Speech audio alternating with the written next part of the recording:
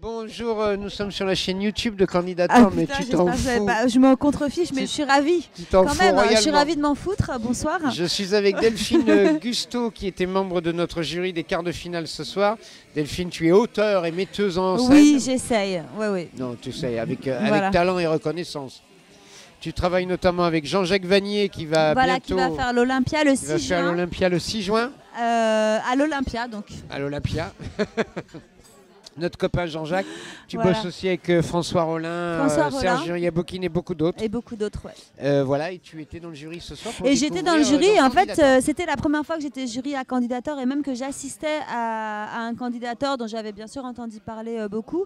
Et j'ai eu une vraie surprise par rapport au niveau, c'est-à-dire que je m'attendais à des débutants, à des gens qui tâtonnent un peu, qui se cherchent. Ah pardon, je regardais la caméra parce que je me disais elle me voit.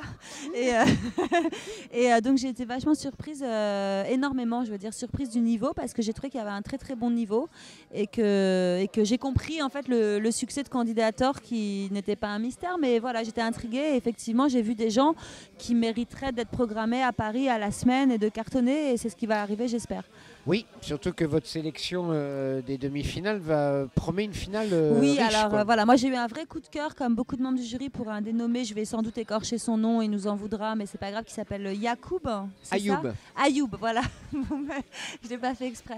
Ayoub, donc j'ai vraiment fait, il y a eu une vraie... Oui, parce qu'au niveau écriture, toi tu es très... je signale que tu es professeur dans notre école de l'humour. Voilà, je fais partie de l'équipe avec, et je suis très très très honorée de le faire et c'est un grand plaisir. Des ateliers d'écriture. Voilà, des ateliers d'écriture comique, et donc j'ai un œil assez vigilant sur l'écriture bien sûr, et donc ce fameux Ayoub m'a bluffé par son écriture et par son personnage, voilà. Il y avait d'écriture ce soir. Il y avait vraiment un gros niveau d'écriture. Ouais. Il y en avait plein d'autres. Je ne me rappelle pas de tous les prénoms, donc je ne vais pas les citer. Je me rappelle de celui-là. Mais effectivement, oui, j'ai vu qu'ils écrivaient eux-mêmes leurs sketchs, comme tu l'as dit, et qu'il y avait un vrai niveau, quoi. C'est des auteurs, et j'ai compris aussi pourquoi ils étaient si forts. On a l'habitude de terminer par une connerie nos interviews.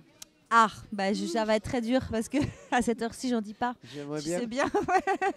J'aimerais bien. Alors, qu'est-ce que je pourrais dire? Je sais pas. Tu peux bien ou faire une connerie. Déjà, tu arrêtes d'ouvrir le rideau parce que regarde, il y a des gens. Ouais, mais moi, je suis très très ouverture de rideau. Voilà. Tu peux pas.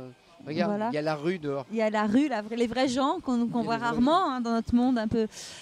Non, écoute, j'ai pas de conneries à dire, à part quand est-ce que tu passes.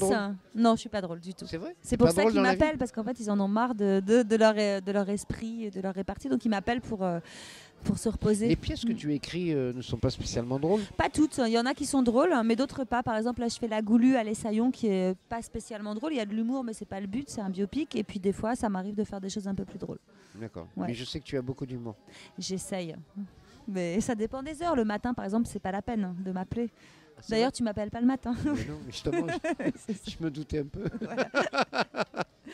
C'était Delphine Gusteau en direct de notre chaîne YouTube que tu ne regardes jamais. Non, je suis ringarde. Pas Facebook, pas rien, du tout. J'habite dans une forêt. Ouais. Oui, c'est vrai. Oui, c'est même pas. On pas tape ton nom sur Internet, il n'y a rien. Il n'y a rien. Je n'existe pas. Je suis une invention de l'école.